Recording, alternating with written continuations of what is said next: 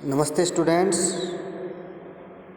Class 12th geography में अपना जो कल last topic 7th chapter complete हुआ था, आज हम स्टार्ट करने जा रहे हैं चैप्टर 8, जिसमें हम पढ़ेंगे प्राथमिक व्यवसाय के बारे में। जिसमें अपन ने बेसिक हिस्से का पढ़ा था मानव व्यवसाय, जिसमें प्राथमिक, द्वितीयक, तृतीयक व्यवसाय, चतुर्थक और पंचम व्यवसाय के बारे में। आज हम इसको और विस्तार से पढ़ेंगे प्राथमिक व्यवसाय को।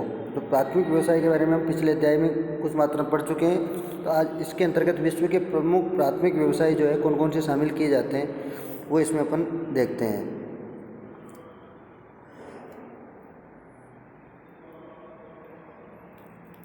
तो इसमें अपन देखते हैं आखेट, संग्रहण, मछली पकड़ना, पशुचारण, कृषि, लकड़ी काटना, खनन, ये सारे के सारे जो व्यवसाय है इनको हम प्राथमिक व्यवसाय में शामिल करते हैं।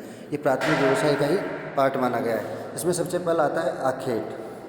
आखेट से हम प्राथमिक व्यवसाय की शुरुआत करते हैं आखेट के साथ। तो आखेट क्या होता है? एक शिकार करना। प्राचीन काल के अगर समय की बात करें तो प्राचीन काल में मुख्य रूप से जीवन यापन का मुख्य आधार जो था ये आखेट ही था, जिससे प्राचीन काल में जो आदि मानव हुआ करते थे वो इसी के माध्यम से अपना जीवन यापन करते थे। तो ये उद्यम यानी ये व्यवसाय विश्व का सबसे प्राचीन व्यवसाय माना जाता है। इसमें सबसे कम व्यक्ति की आवश्यकता होती है, यानी कम से कम व्यक्ति, एक व्यक्ति, अकेला व्यक्ति क्या करता है? व्यवसाय करता है, लेकिन उसके लिए क्षेत्र ज़्यादा होता है। यानी जंगल में व्यवसाय ये पर्टिकुलर किसी फिक्स स्थान पर नहीं किया जाता, बल्कि एक विस्तृत क्षेत्र में किया जाता है।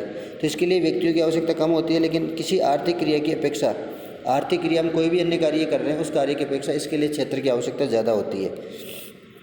इस व्यवसाय में जीवन यापन जो होता है उसका जो आधार है वो न्यूनतम आधार पर ही संभव माना जाता है। जीवन यापन का जो आधार है वो न्यूनतम माना गया है। अब इसमें अपन देखते हैं नेक्स्ट, आखेट की प्रक्रिया अपनाते समय जब व्यक्ति विभिन्न क्षेत्रों का भ्रमण करता है, अनेक क्षेत्रों में घूमता है, भोजन, वस्त्र, निवास के लिए वो एक दूसरे साधन जुटाता है, और अति शीत यानी बहुत ज़्यादा ठंडे और बहुत ज़्यादा गर्म प्रदेशों में रहने वाले लोग इस प्रकार के आखेट द्वारा अपना जीवन यापन करते हैं। ये कार्य कठोर जलवायु दशाओं में घुमक्कड़ जीवन जीते हुए किया जाता है। इस कार्य के लिए बहुत कम पूंजी यानी बहुत ही कम पैसे, इसमें नामात्र के पैसों की आवश्यकता होती है, और साथ ही साथ तकनीकी ज्ञान की आवश्यकता भी बहुत कम रहती है। कम पूंजी और निम्न स्तरीय तकनीकी ज्ञान भी आखेट के लिए काफ़ी होता है।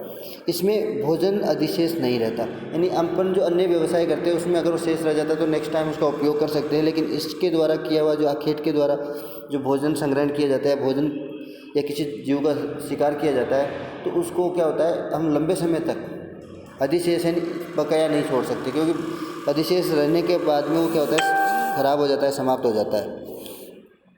तो इसको हम अधिशेष भी नहीं रख सकते। आखेटक लोग, आखेटक यानी शिकारी जो लोग हैं वो आखेट के लिए नुकीले औजार, विषाक्त बाणों, वो फंदू आदि काम में लेते हैं। अवैध शिकार के कारण जीवों की कई प्रजातियाँ आज धीरे धीरे क्या होती जा रही है, लुप्त होती जा रही है।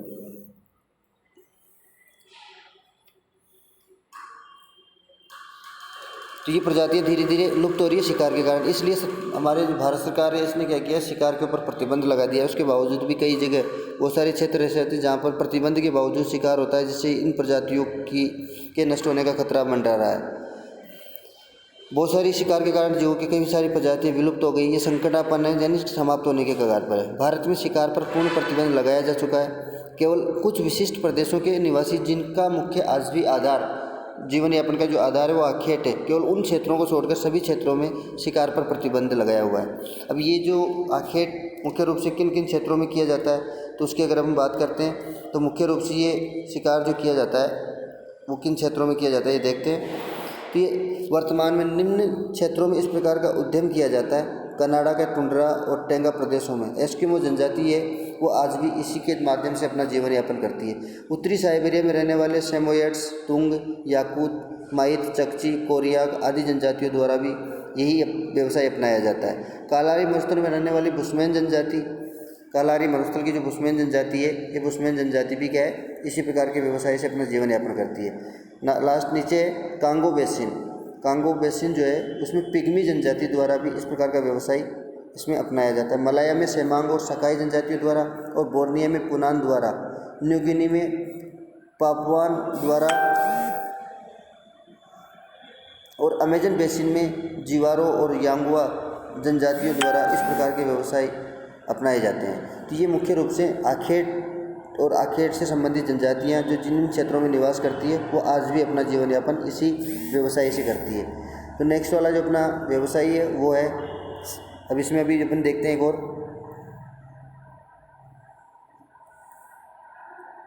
वर्तमान में इनके क्षेत्र जो है धीरे धीरे सीमित होते जा रहे हैं, क्योंकि कई स्थानों पर आखेट में संलग्न जातियों के लोग भी स्थायी रूप से घर बनाकर कृषि और पशुपालन करने लगे और इस व्यवसाय को धीरे धीरे क्या है लोग छोड़ते जा रहे हैं, तो इसका क्षेत्र जो है धीरे धीरे सिमटता जा रहा है। नेक्स्ट अपना आता है संग्रहण। संग्रहण के अंतर्गत अपन देखते हैं, संग्रहण यानी इकट्ठा करना, जैसे जंगलों से कंदमूल फल इन चीज़ों को एकत्रित कर उनको अपन जीवन यापन का आधार बनाना। खाद्य संग्रहण भी मानव का सबसे पुराना और आर्थिक दृष्टि से निम्न क्रम का व्यवसाय, यानी केवल अपना जीवन यापन ही कर सकते, इससे ज़्यादा प्रोग्रेस नहीं कर सकते। सामाजिक और प्रौद्योगिकी विकास के साथ इस व्यवसाय का महत्व कम होता जा रहा है। अब कुछ हज़ार लोग ही इस व्यवसाय में संलग्न हैं। मानव अपनी रोटी, कपड़ा और मकान की न्यूनतम आवश्यकताओं को पूरा करने के लिए इस प्रकार का व्यवसाय करते हैं। इस व्यवसाय में संलग्न लोग जंगलों से कंदमूल फल, नट, बेरी, जड़ों, पत्तों आदि का संग्रहण करते हैं और ये लोग कृषि कार्य नहीं करते, नहीं पशुओं को पालते हैं। ये पर्यावरण से छेड़छाड़ नहीं करते, क्योंकि ये पर्यावरण से छेड़छाड़ करेंगे तो इनके जो व्यवसाय वो धीरे धीरे नष्ट हो जाएंगे। तो ये पर्यावरण से छेड़छाड़ किए बिना अपना व्यवसाय करते हैं। न्यूनतम परिश्रम से प्राप्त होने वाली वस्तुओं का ये अधिकतर सेवन करते हैं। और संग्रहण व्यवसाय के मुख्य क्षेत्र है वो कौन कौन से हैं वो भी देख लेते हैं। तो इस प्रकार का जो व्यवसाय है मुख्य रूप से मलाया प्रायद्वीप में सेमांग और सकाई जनजातियों द्वारा, अमेजन बेसिन में बोरो जनजाति, कालारी क्षेत्र में बुस्मेन जनजाति जो आखेट के साथ साथ संग्रहण का कार्य भी करते हैं। पर्वतीय क्षेत्रों में निवास करने वाली जनजातियां और दक्षिणी पूर्वी एशिया के आंतरिक भागों में इस प्रकार का व्यवसाय अपनाया जाता है। आधुनिक काल में भोजन संग्रहण के कार्य का कुछ भागों में व्यवसायीकरण भी हो गया। ये लोग कीमती पौधों की पत्तियाँ, छाल, औषधीय पौधों को सामान्य रूप से संशोधित कर आजकल बाजार में बेचने लगे, जिससे इनको भी कुछ अच्छे मात्रा में इनकम प्राप्त होती है। विभिन्न वृक्षों की छालों का उपयोग कुनेन बनाने, चमड़ा तैयार करने और कार्क तैयार करने के लिए किया जाता है। पत्तियों का उपयोग पेय पदार्थ, दवाइयाँ, क्रांतिवर्धक वस्तुएं बनाने के लिए किया जाता है। रेशे को कपड़ा बनाने और दृढ़ फल को भोजन और तेल बनाने के लिए काम में लिया जाता है। तो आज ये लोग इन चीज़ों से अच्छी तरह वाकिफ़ हो चुके हैं कि कौन कौन सी इनका उपयोग क्या होता है।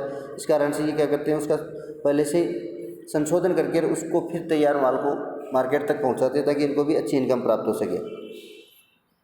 तने का उपयोग रबड़, ब्लाटा, गोंद, रोल बनाने में होता है और विश्व स्तर पर संग्रहण का महत्व अधिक नहीं है। इन क्रियाओं के द्वारा प्राप्त उत्पाद विश्व व्यापार में प्रतिस्पर्धा नहीं कर सकते, यानी विश्व व्यापार में इस चीज़ के माध्यम से हम चाहें कि हम प्रतिस्पर्धा में शामिल हो तो प्रतिस्पर्धा में शामिल नहीं हो सकते इस व्यवसाय के माध्यम से। थर्ड जो व्यवसाय है प्राथमिक व्यवसाय का तीसरा व्यवसाय वो है मछली पकड़ना। अब मछली पकड़ने का कार्य झीलों, तालाबों, केवल इसके अंतर्गत एक तो मछली पालन जो कार्य होता है वो इस व्यवसाय में शामिल नहीं किया जाता। केवल प्राकृतिक मछलियाँ जो होती है, जो अपने आप उत्पन्न होती है, ऐसी मछलियों को पकड़ने वाला जो व्यवसाय होता है उसी को इसमें शामिल किया जाता है। ये व्यवसाय भी प्राचीन काल से ही चला आ रहा है। इसमें मानव को प्राकृतिक अवरोधों से निरंतर संघर्ष कर अपनी, इसने कहा है कि मानव को प्राकृतिक अवरोध यानी समुद्री क्षेत्रों में जब मछुआरे मछली पकड़ने के लिए जाते हैं तो उन क्षेत्रों में कई बार तूफान की स्थिति होने के कारण ये व्यक्ति को जानमाल का अनेक खतरा बना रहता है। मछलियाँ तालाबों, पोखरों, नदियों, नालों, झीलों, तटवर्ती सागरों से भी पकड़ी जाती है। इस व्यवसाय में प्राकृतिक रूप से उपलब्ध मछलियों को ही पकड़ते हैं तथा अपना जीवन निर्वाह करते हैं। मछलियों को भोजन के अलावा तेल और चमड़ा प्राप्त करने, दुधारू पशुओं को खिलाने, खाद बनाने आदि विभिन्न कामों में भी लिया जाता है। ये मछली व्यवसाय जो है ये किन किन क्षेत्रों में किया जाता है वो भी देखते हैं।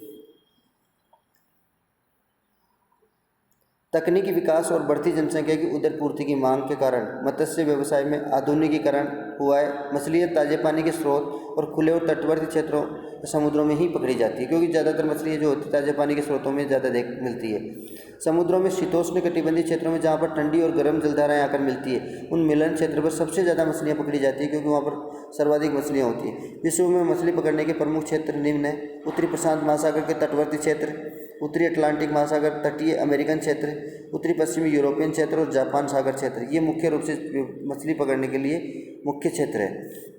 नेक्स्ट अपना जो होगा पशुचारण, जिसको हम नेक्स्ट वीडियो में देखेंगे। इसको बड़े ध्यान से समझना है और समझने का प्रयास करना है और इसको प्राथमिक व्यवसाय को एक अलग प्रश्न मान करके अपने को उसका क्या करना है, आंसर इसमें जब आप नोट्स बनाओ तो इसको प्राथमिक व्यवसाय का अलग बनाना है, प्राथमिक व्यवसाय वाला। थैंक यू, धन्यवाद।